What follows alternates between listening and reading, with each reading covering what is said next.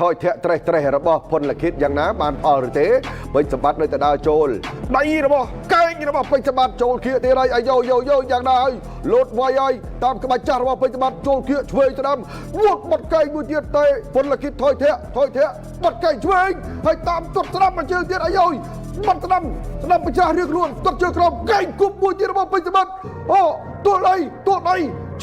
ច្បាប់គុំបានពន្ធលគិតថយពេជ្រសម្បត្តិពងអាយ៉ាកែងតែពន្ធលគិតចាប់ខ្លួនជាប់នេះបាទទឹកទី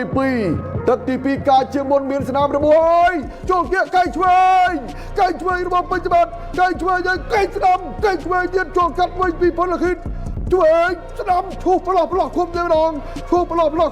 មានរបួសរៀងខ្លួនហើយមានរបួសគប់កែងស្ដាំចាក់ឆ្វេងទៀតអើយពន្ធលគិតក្រាបពោកនឹងដីហើយនេះគេហៅកាក្បាច់មើលស្រាលពេកទេទឹកទី1ធ្វើធាក់ត្រេះឥឡូវនេះមានអីត្រេះទៀតអាជ្ញាកណ្ដាលបញ្ចប់ការប្រកួតទឹកទី2ទៅម្ដងពេជ្រសម្បត្តិពន្ធលគិត